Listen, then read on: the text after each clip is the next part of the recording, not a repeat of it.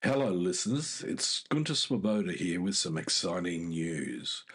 We're on the lookout for sponsors to join us on our incredible journey with Inspired Change with Gunter.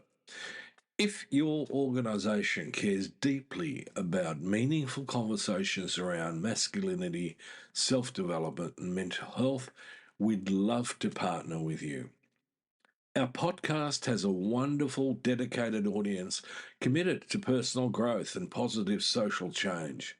By sponsoring Inspired Change with Gunter, your brand will connect with listeners who truly value thoughtful discussion and support initiatives that promote real transformation.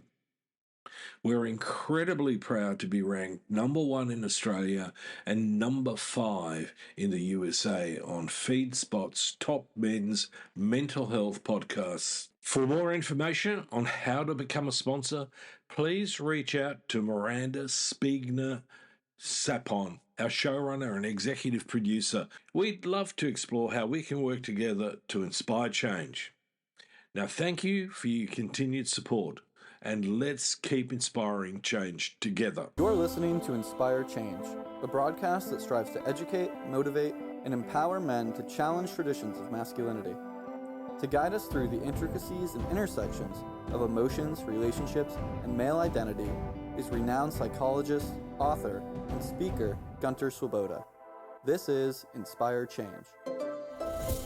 Before I begin the actual podcast, I would like to respectfully acknowledge the Gadigal people of the Eora Nation, who are the traditional custodians of the land on which I work. I would also like to pay my respects to their elders past and present. Welcome everybody to another episode of Inspired Change with Gunter. I'm your host. Welcome back everybody to another episode of Inspired Change with Gunter. I'm here basically to guide you on our ongoing exploration into personal growth, redefining masculinity, and meaningful social transformation. However, before we get to really deep social transformation, we need to look at our own evolution. So, after the last episode, I was thinking about, what I'd been saying, and I thought I'd elaborate on a few things with respect to that whole notion of internalized oppression. And in order to do so, I need to explain some key concepts in the framework of helping people, especially men, begin to change. So in today's episode, I'm going to venture even deeper into some of the nuanced layers of internalized patriarchal beliefs. By delving beneath the surface of my conscious awareness, our conscious awareness, I want to explore how patriarchal norms operate within not just my conscious mind, but my subconscious and unconscious mind. These often hidden layers significantly contribute to shaping my identity, guide my decisions, and impact my relationships in subtle yet profound ways. To truly evolve, I have to uncover and understand these hidden influences. So I'll introduce a couple of real-life scenarios, introduce some relevant psychological theories, and discuss why embarking on a personal healing journey is essential. So let's start by clearly understanding the mind. Now, I'm going to begin with the conscious mind. That is the part of us that we're completely aware of. It's the realm of thoughts, of decisions, about making intentional actions. And we deliberately control that. For instance, a man might consciously decide to speak openly about his emotions, actively challenging traditional expectations that men should remain stoic. This idea aligns perfectly with psychologist Daniel Kahneman's insight in his influential book, Thinking Fast and Slow. in which he describes the conscious mind as one, deliberate, and secondly, reflective.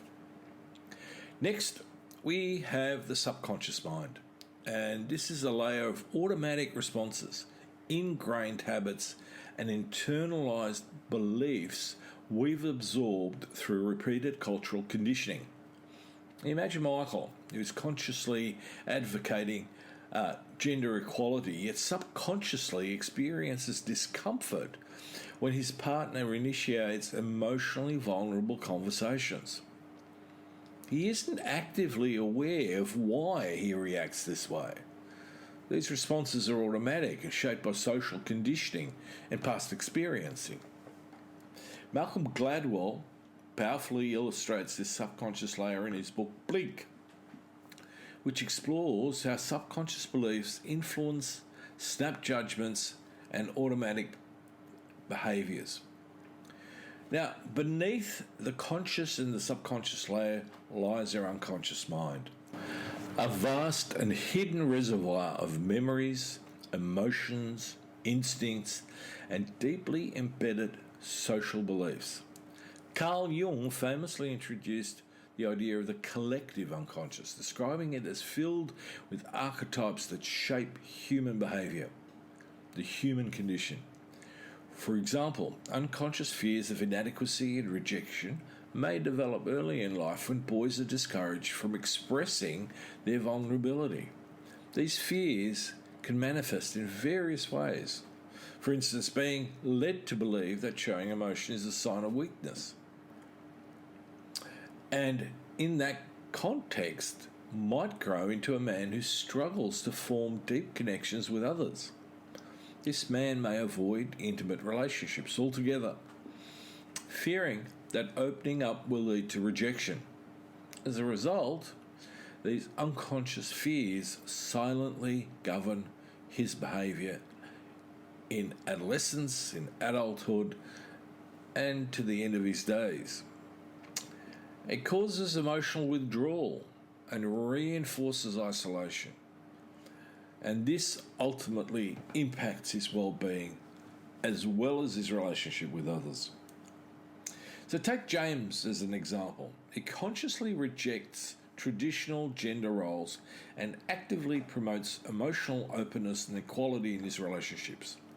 Subconsciously, however, James feels uncomfortable and anxious when emotional intimacy arises.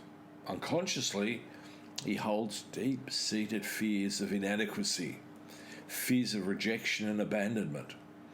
And these most likely originated from his childhood experiences, where either he wasn't getting the sort of love, affection, care and nurture that he needed, and or he was in an environment where being emotionally expressive led to ridicule and rejection.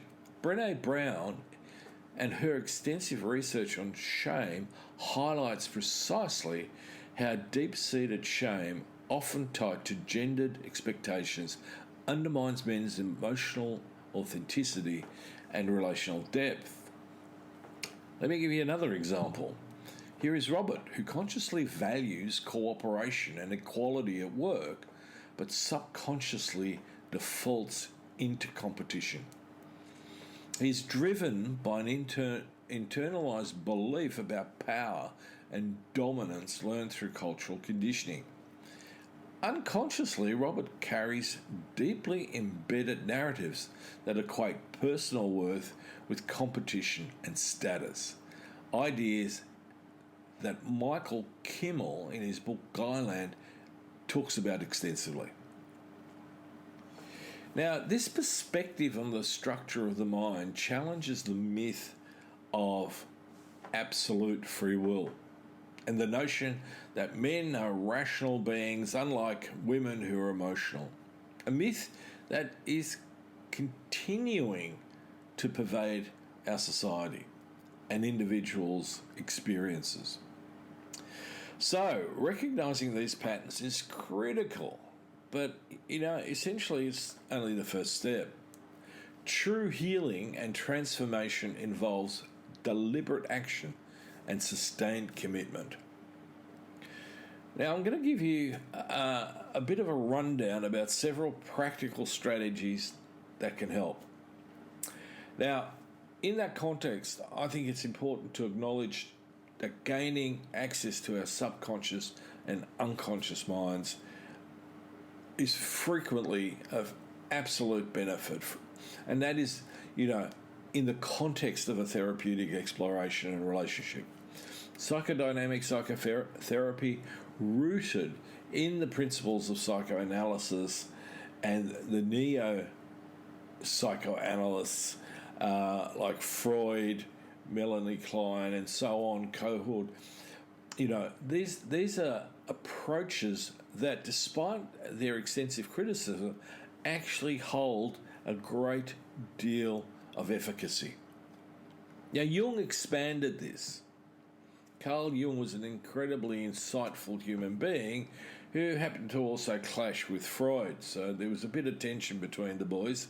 And as a therapist, I can sort of look at it from the point of view that Freud saw himself as the father to the son Jung, and he, in essence, didn't quite let Carl grow up, and become his own person. So these therapies really help us as individuals explore deeper emotional experiences, including memories and unconscious motivations. My own experience was shaped profoundly in that process. Similarly, trauma-informed therapies and somatic experiences are specifically designed to safely access and heal subconscious and unconscious wounds, allowing for deeper and lasting transformation. And these therapeutic approaches are powerful tools in our journey towards emotional liberation. So there's a few really practical things you can do, either in addition or from your own perspective. And the first one, and this is the one that I particularly want to recommend, is that regular meditation practice can significantly increase self-awareness and self-regulation. Mindfulness helps to illuminate subconscious triggers and automatic responses.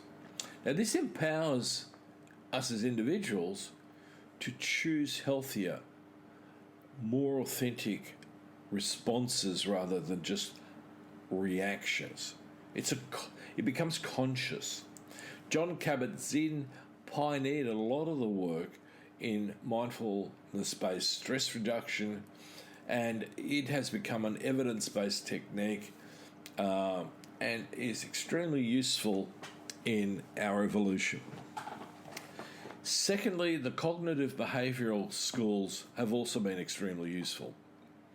And I think that they're important because we need to challenge harmful internal narratives actively. Affirmations like expressing emotions strengthens my relationships can replace damaging subconscious scripts such as men don't show feelings. Now, the area that I was particularly trained in and use in that context is emotional behavior therapy. Pioneered by Albert Ellis, it's been extensively documented and is highly effective. And in that context, I explore what I call rational masculine beliefs. Now, Albert Ellis and put together a whole list of about, I think it's 14 irrational beliefs. And quite a few of them actually fit into the masculine domain. So part of the work there is that I revise my beliefs towards the fact that men experience a full range of emotions just like anybody else. And that this perspective acknowledges, in this instance, that emotional expression is a universal human trait. through which men, when we encourage men to embrace vulnerability and openness, can seek the support when they need it. By recognising that emotionality is not tied to gender, we promote a healthier understanding of masculinity, one that values emotional awareness and, importantly, communication. The other activity that I like to use and promote is reflective journaling. Now, here's a little hint. Don't type, don't do it on a screen. This is about handwriting on pieces of paper. Okay, we know through neuroscience that handwriting is the thing that helps us integrate and helps us to memorize stuff that we're working with. Regular journaling helps reveal subconscious patterns and triggers. So, if you're experiencing some resistance to being emotionally open or expressive, journal about these moments. It'll help to unearth, more than likely, their origins in past experiences. And so this will bring unconscious beliefs into your conscious awareness, thereby enabling your growth. The other thing that I think is really, really important is the whole issue about supportive communities that focus on personal growth, emotional intelligence, and the idea of redefining masculinity. See, we can do all the work about being emotionally open and authentic and connected, but we also need feedback from others. We are fundamentally a connected species, as Dr. Mark Williams puts it so eloquently in his book, The Connected Species. So engaging in open dialogue with others who are on similar journeys fosters a supportive environment essential for healthy transformation. Now, again, let me come back to the beginning. Professional support from therapists, especially those trained in, the sort of psychodynamic, psychoanalytic environments or attachment therapies, can provide also profound insights. But one of the things that I've really been working on probably for the past 2.5 decades is integrating the psychodynamic with the cognitive, with the attachment approach, but also with a humanistic existential experience, wherein a lot of us as men often feel lost with a sense of purpose and meaning, especially when we've burnt out from the golden handcuffs of, being the provider, the protector, and, the earner, the breadwinner, as I put it in one of the other episodes. So these areas really begin to open us up.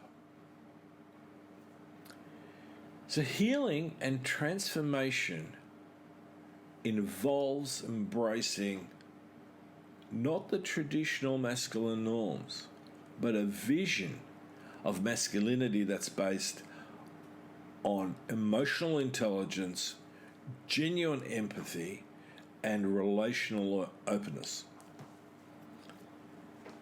Don't listen to Elon Musk on empathy. He doesn't know what he's talking about. And neither do most of that ilk, like people like Andrew Tate and so on. We know, and I've spoken a lot about this, that being open, being an evolved man, celebrates vulnerability. It's a strength. It values cooperation over competition. And it encourages us men to live more truthful, emotionally rich lives wherein we feel connected. I had a client recently who we'd been doing some work, and I checked in with him in the next session about what he felt after the session.